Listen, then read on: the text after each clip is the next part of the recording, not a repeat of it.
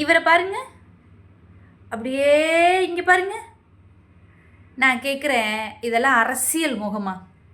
சொல்லுங்கள் மக்களே நீங்களே. அதாவது விஜயகாந்த் சார் கேப்டனாக வாழ்கிற வரைக்கும் டானாக வாழ்ந்துட்டு போயிட்டார். பிரேமலதா விஜயகாந்த் அப்படின்ற ஒரு பேருக்காக இந்த அம்மாவெல்லாம் இத்தனை நாள் நானும் வச்சு வேண்டி பார்த்துட்டு இருந்தேன். நான் எதுவும் பேசலை. கேப்டன் மேலே இருக்கிற பாசத்தினால எதுவும் பேசலை. ஆனால் இந்த அம்மாவோட வாய்க்கொழுப்பு பார்த்தீங்களா? பொம்பளைன்ற ஒரு சென்ஸ் வேணாமா? அடுத்த இன்னொரு ஆம்பளையை பற்றி பேசும்போது இதுதான் அரசியல் நாகரீகமா? கேப்டன் இருந்தால் இப்படி தான் பேசுவாரா? சொல்லுங்கள். வாயை காட்டி குத்தி இருப்பார் உங்களெல்லாம். ஏமா இதான் ஒரு மேடையில் ஏறி 10 ஆம்பளைங்க பின்னாடி நிற்கிறாங்க, கை தட்டினானுங்கன்னா நீங்கள் என்ன வேணாலும் பேசுவீங்களா? ஒரு சென்ஸ் வேண்டாமா? ஒரு பகுத்தறிவு வேண்டாமா?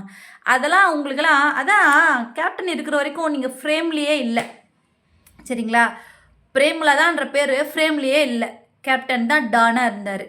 பதவி வரி விஎஸ்பிஎனாக்கு இல்லை, நீங்கள் சொன்ன 10 ரூபாய்க்கு இல்லை, உங்களுக்கு தான் பதவி வரி. எந்த அளவுக்கு பதவி வரி, கட்சி வரின்னா ஃப்ரேமில் நீங்கள் வரலல்ல, அதுக்காக கட்டின புருஷனையே முடிச்சுட்டு கட்சி நடத்த வந்திருக்கீங்கல்ல, இதுக்கு பேர் தான் பதவி வரி, கட்சி வரி, சரியா? ஆனால் நீங்கள் எந்த கட்சி ஜெயிக்குதோ அங்கே போய் கூட்டணிக்கு போகலாம், போய் ஒட்டிக்கலாம், வெயிட் பண்ணுவோம். அதாவது யார் ஜெயிக்கிற மாதிரி இருக்கோ அங்கே போய் அப்படியே கொஞ்சம் தூபம் போட்டு அப்படியே ஒட்டிக்கலாம் அப்படின்னு சொல்லிட்டு எல்லா பக்கமும் துண்டு விரித்து வச்சுட்ருக்கீங்க பார்த்தீங்களா? அது மாதிரி இல்லை. விஎஸ்பிஎன்னா எங்கே போனாலும் அங்கே டானாக தான் இருப்பார். ஓகேயா?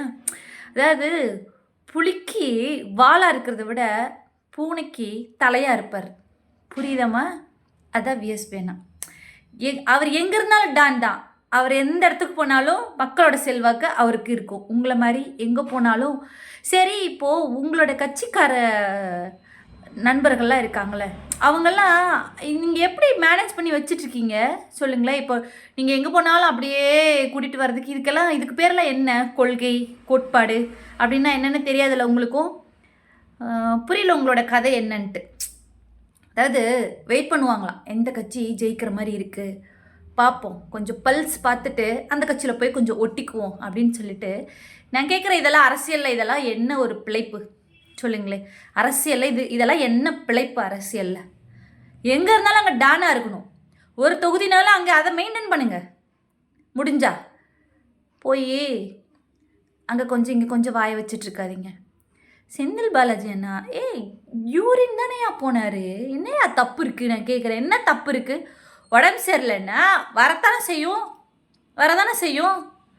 செந்தில் பாலாஜி அண்ணா உங்களை இந்த மாதிரி திருப்பி கேட்டார்னா கற்பனை கூட பண்ணி பார்க்க முடியல. அவர் அப்படியெல்லாம் பேச மாட்டார். உங்களை மாதிரி கேவலமாக இறங்க மாட்டார். ஒருவேளை ஒரு 2 வார்த்தை கேட்குறாருன்னு வச்சுக்கோங்களேன், பிரேமலதா விஜயகாந்த் அப்படின்னு சொல்லி உங்களுக்கு ஒரு பேர் வச்சு நல்லா நிஜமாக அப்படி கற்பனை கூட பண்ணி பார்க்க முடியல எங்கன்னா அப்படியெல்லாம் பேசுவார்னு. நாகரிகம் தெரிஞ்ச மனுஷன். அரசியலில் அவரை பார்த்தா எல்லாரும் எப்படி எப்படி இருக்காங்கன்றது தெரியும். நீங்களாம் பேசுகிறீங்கன்றக்காக அவரோட மதிப்பு கொஞ்சம் கூட குறைஞ்சிருனால நினைக்காதீங்க. சூரியனை பார்த்து நீங்களாம் எத்தனை பேர் குறைச்சிங்கனாலும் சூரியனுக்கு எதுவுமே ஆகாது. எங்கள் அண்ணன் சூரியன், உதய சூரியன், தெரிஞ்சுக்கோங்க. திமுக வேற இல்லை, செந்தில் பாலாஜி நான் வேற இல்லை. துண்டை விரித்து வச்சுருக்கீங்கல்ல, வருவீங்கள்ல, பார்த்துக்கலாம். அது வரைக்கும் கொஞ்சம் நாவடக்கம் வேணும். பெண் அப்படின்னாலே கொஞ்சம் நாவடக்கம் வேணும், கொஞ்சம் அரசியல் நாகரிகம் வேணும். இதெல்லாம் இருந்தால் தான் உங்கள் பின்னாடி கை தட்டுறாங்க பாருங்கள், உங்களுக்கு முன்னாடி உட்காந்துருக்காங்கல்ல அவங்களாம் முகம் சொல்லிப்பாங்க. கை தட்டுறதுக்கு உங்கள் பக்கத்தில் இருக்கிறவங்க என்ன வேணாலும், நீங்கள் என்ன பேசினாலும் கை தட்டுவாங்க. பார்க்குற எல்லா மக்களும் அப்படிலாம் இருக்க மாட்டாங்க, சரியா? எங்கே போனாலும் கூட்டிகிட்டு போகிறீங்க பார்த்தீங்களா? கொள்கையும் இல்லாமல் கோட்பாடும் இல்லாமல் மக்களுக்கு எதுவும் செய்யாமல் கேப்டன் இருந்த வரைக்கும் வாரி இறைச்சி வாழ்ந்தார் மனுஷன். தெய்வமாக பூமியில் வாழ்ந்துட்டு போனார். உங்கள் கூடலாம் வாழ முடியாமல் தான் சீக்கிரம் போயிட்டார் போல். இந்த மாதிரியான பொம்பளை கிட்டலாம் வாழ முடியாதுன்னு தான் போயிட்டார் போல். செந்தில் பாலாஜி அண்ணாவை பேசுகிறத நிறுத்திக்கோங்க. அதுதான் மிஸ்ஸஸ் பிரேமலதா விஜயகாந்துக்கு நல்லது.